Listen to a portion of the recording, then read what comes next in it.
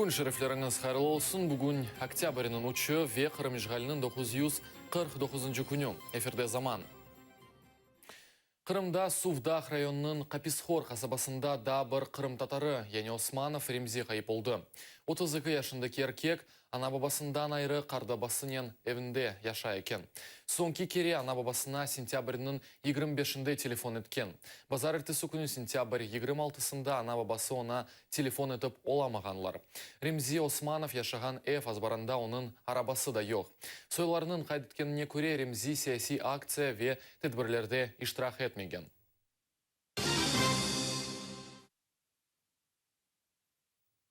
Ярын ижғалетілген Қырымда Хизбут Тахрир іші бойынша яқланған Ялта сакені Вадим Сирукның апелляция шикеті бақылажақ.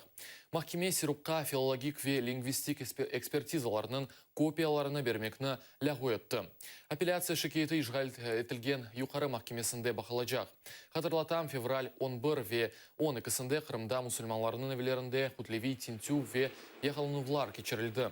Нетижеде 4 инсан яқаланды. Бұл инсан ақлары бойынша контакт тақымның азасы Ялталы Эмирусин Куку, Энвер Бекиров, Муслим Алиев ве Вадим Сирук. ФСБ таққатшылары оларны Русияда ясақ етілген Хизбут Тахрир тәшкілатында иштирах еткенінде қабатлай.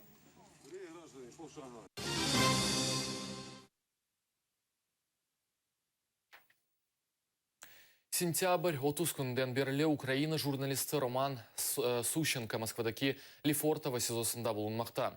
Бұны ұғу құройжылар Тесадуфин белгіледілер. Журналистіні жасуслық үшін яқаладылар. Москванын Козетов Джимат комиссия азасы Зоя Световаяның сөзлеріне көре, яқалану вақтында Сущенкоға басқы етіліп, таққачы она Фге телефон етіп, өмір арқадашына хабер етмекні ясақ еткен. ФСБ таққаты она Девлет адвокатны айырды. Роман Сущенко Парижде Укринформ мұхбері оларақ чалышты. Украина ватандашына адвокат Марк Фейгин қорчалайжақ. Ақшам о Лефортово сезосына мұраджат йоллап, яқаланғанынен көрішмеге істеді. Русия тарафындан Украина журналистінің яқаланывы бүгін тыш ішлер назиры Павел Климкин тарафындан Страсбургта Авропа шурасында көтерілежек. Бұақта Украина тыш ішлер назирлігінің спикері Марьяна Беца білдірді. Нам потрібно з'ясувати всі обставини його затримання і які звинувачення йому пред'являються. Офіційної інформації наразі немає, але ми робимо все можливе з нашого боку. Крім того, хотів би наголосити, що сьогодні наш міністр закордонних справ України Павло Клімкін перебуватиме в Раді Європи в Страсбурзі на Дні українських реформ, і він також порушить це питання з чинниками Ради Європи і, зокрема, з комісаром з прав людини Ради Європи. Сущенконың яқылынуы ақында Украина парламентінің спикері Андрей Парубида ось ізатларыны қалдырған. Якщо раніше у Росії путінський режим знищував свободу слова і переслідував власних журналістів, то тепер там небезпечно працювати і закордонним журналістам.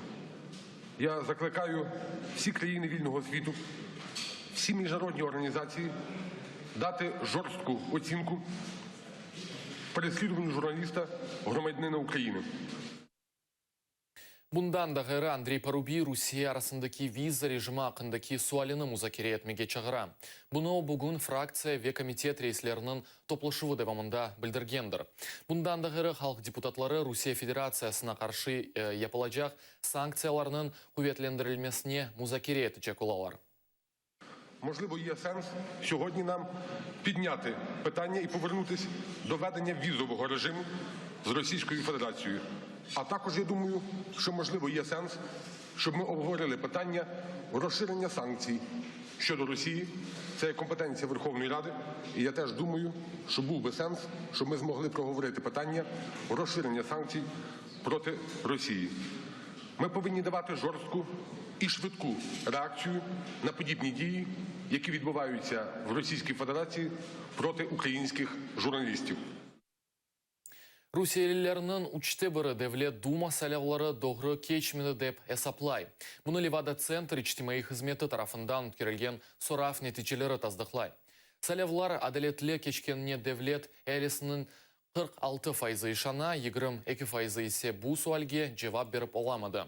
Devlet Duma салявлары сентябрь 18-інде кечті парламентке 4 фырқа, яғни Единая Россия, КПРФ, ЛДПР ве Справедливая Россия кечті.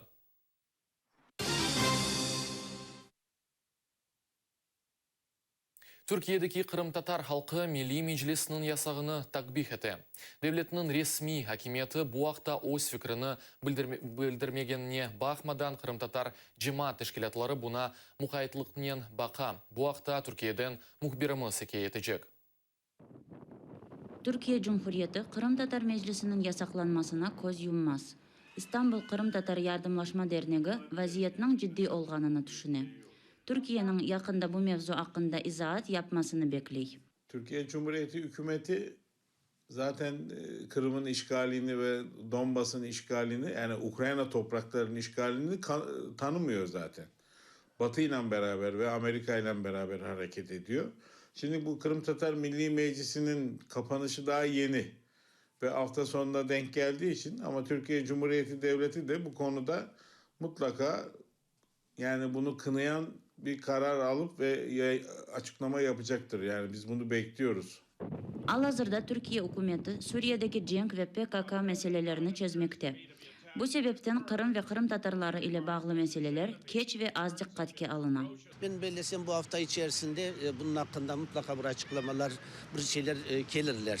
Ama Türkiye'nin pek büyük bir problemleri var etrafında. Bugün Suriye'de olan cenk, PKK terör meselesi, Avrupa'nın, Amerika'nın olan münasebetler.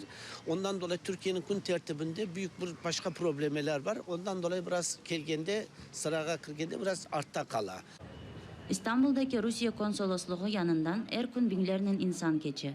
Sıradan Türk vatandaşlarına bu mevzuda sualler soradık. Kırım Tatar Milli Meclisi'nin yasaklanması hakkında kimsenin haberi yok. Dün Rusya Federasyonu Kırım Tatar Milli Meclisi'ni yasakladığından haberiniz var mı? Onunla ilgili bilgim yok. Son dönem politik gelişmeleri takip etmeye çalışıyorum ama bu kadar derinini bilmiyordum mesela. Hayır. Yok. Valla çok fazla ilgimiz yok bizim. Yok hayır. Valla onunla bilgim yok ya. Hayır. Türkiye'deki Kırım Tatarlar ise vaziyetke başka türlü bakalar. Türkiye Kırım Tatar meselelerine ziyade dikkat ayırmalı dep düşüneler. Kırım Tatar Milli Meclisi, Kırım Tatar halkının öz yönetim organı. Rusya'nın bunu yasaklaması istemesinin en temel sebebi Kırım Tatarlarını susturmak. Türkiye Devleti zaten Kırım'ın işgaline siyasi makamlarca karşı çıktığını sürekli belirtmekte. Bu notayı birazcık daha yükseltmeli ve Kırım Tatar Milli Meclisi'nin kapatılmasına şimdikinden birazcık daha farklı, biraz daha diplomatik koşullarla daha sert tepki vermeli diye düşünüyorum. Kırım Tatar Milli Meclisi'nin yasaklanması Türkiye için aktüel mevzu olmağını açık aydındır. Ama diasporada yaşayan Kırım Tatarları Türkiye hükümetinden umutlular. Emine Halil, Vladimir Melnikov, Zaman ATR İstanbul. Türkiye'de belli din erbabı muhalif Fethullah Gülen'in ağası yakalandı. Kutbeddin Gülen teröristik teşkilat iştirakçısı olarak kabatlanabilir. Evvel Türkiye hakimiyeti Fethullah Gülen'in torununu yakaladı. Fethullah'ın özünü ise Ankara Devlet Avdarması teşebbüsünde kabatlay. Türkiye hakimiyetinin fikrince Amerika Koşma Ştatlarında yaşayan Gülen, Prezident Erdoğan'ı vazifesinden boşaltmağa çağıraydı. Türkiye Amerika Koşma Ştatlarına din erbabını teslim etmeye çağıra.